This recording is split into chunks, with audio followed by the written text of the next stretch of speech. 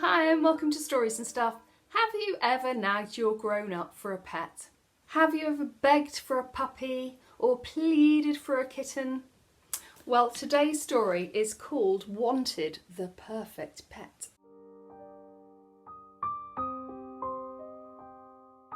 Chapter 1. The Boy. Once upon a time there lived a boy called Henry. Hello! What Henry wanted more than anything else in the world, more than chips, more than a cowboy costume, more than an all-expenses-paid trip to the moon, more even than world peace itself, was a dog. "But Henry," said his mother, "you already have 27 different varieties of frog. Surely they are enough." "No," said Henry sternly, "they are boring. All they do is hop and ribbit. I want a pet with personality. I want a dog with floppy ears and a waggy tail and a soft wet nose and a warm furry tongue. A dog that can catch balls that I throw, that can learn fantastic new tricks. Shut it is. And that I can chase around trees. Because it is common knowledge," said Henry, "that a dog is the perfect pet for a boy." So he decided to advertise. Wanted, the perfect pet, also known as a dog. Must have waggy tail, floppy ears, soft wet nose and warm furry tongue. Should be able to learn fantastic new tricks, preferably house-trained. Apply in person to Mr. Henry, the Pond House, 24 Tadpole Lane, Little Griblington, or call 013622341. Evenings and weekends only. And then he waited. Chapter 2. The Duck. Once upon a time there lived a duck.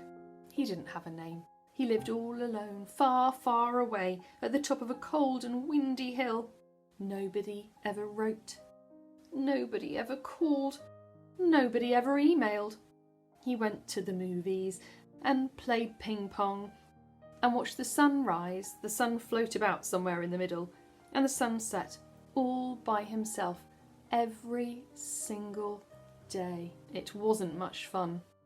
But then, one day, he opened up his paper and he saw Wanted, the Perfect Pet. I am not a dog, he thought. But if I was a dog, I could have a friend at last. A friend to have tea with, go to the movies with and play ping pong with. A friend to watch the sun rise, the sun float about somewhere in the middle, and the sun set with. So, with a pair of old socks, an egg box and some string, he created the perfect disguise. Then he packed his things and set off on the long journey to meet the boy. Chapter 3. The Discovery.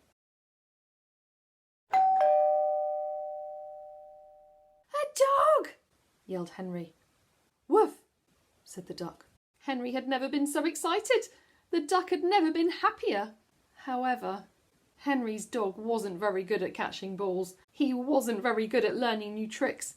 And when he chased Henry around the trees, he waddled and he slipped and he tripped, and his soft wet nose and his floppy ears and tail fell off. Henry was stunned.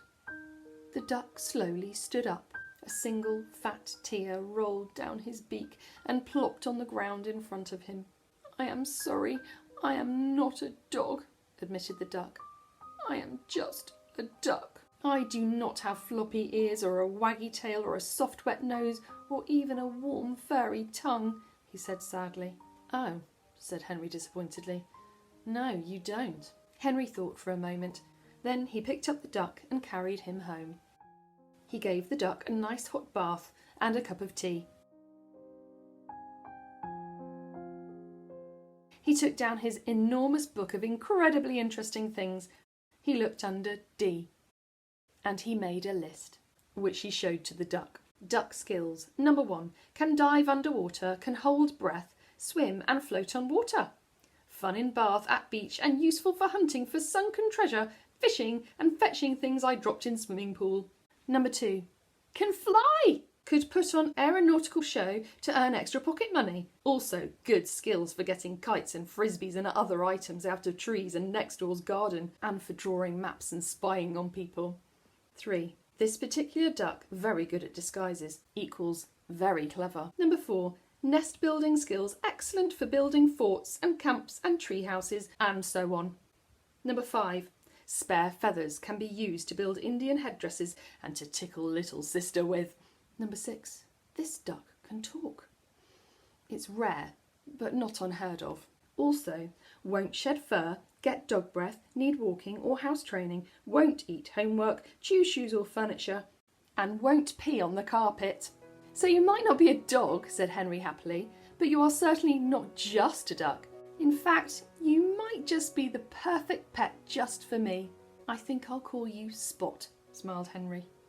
Whack, said Spot.